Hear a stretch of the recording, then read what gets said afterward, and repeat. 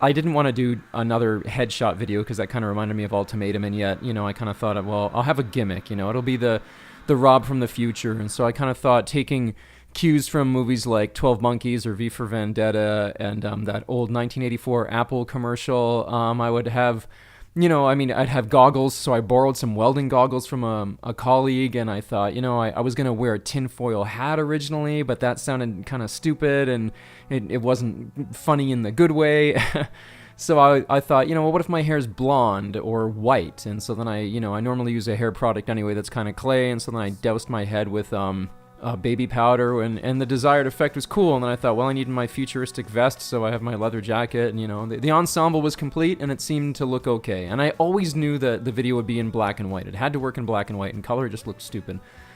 So anyway, I decided, I would lip sync the song maybe 7 or 8 times and hopefully blend them together, and it would be kind of like I'm on a TV set, and the logistics of trying to film myself on the TV set. Originally, the video was just going to be me on the TV set the whole time.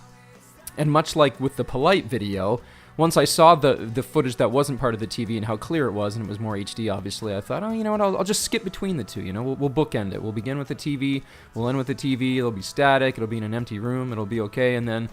but still, just cross-cutting various lip syncs wasn't really working out as well as I wanted it to. It wasn't as dramatic, and I'm like, I need a gimmick. And then I thought, well, what if there's glitches? I wanted that type of glitches, kind of like Max Headroom, that old 80s computer-generated icon.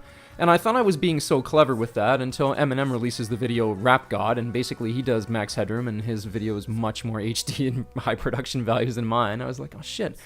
Eminem stole my idea, and because I'm not hip, and I didn't realize that Rap God existed until much later. But nevertheless, I tried speeding up the footage and slowing it down as this type of glitches, and I mean, again, to my surprise, it worked. The effect was good enough, and it worked, and then it was just this kind of balance. I mean, with editing a video, it's always about rhythm, so it's this idea of, well, how many glitches should I have? Where should they appear? How many crosscuts should...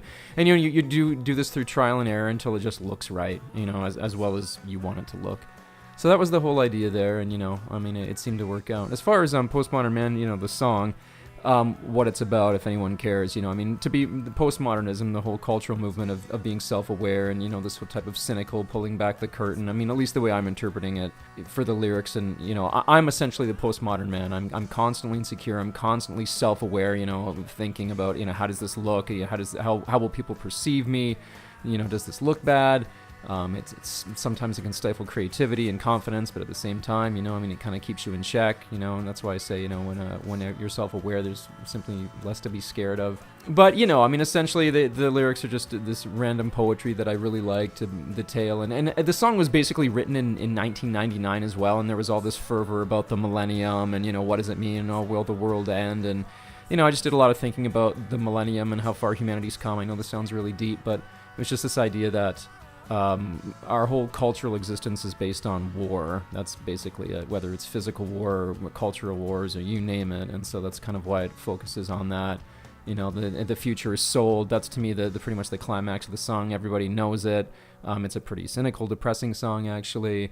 And at least there's this idea that at least know that you're being bullshitted. Okay, and that's pretty much the best we can come up with today. It's kind of like, all right, the world is shit, everything's corrupt, governments are bad, corporations rule everything, we get this, but just don't be ignorant about it, at least be aware of this, and then you can at least confront it with some sense of dignity, I guess.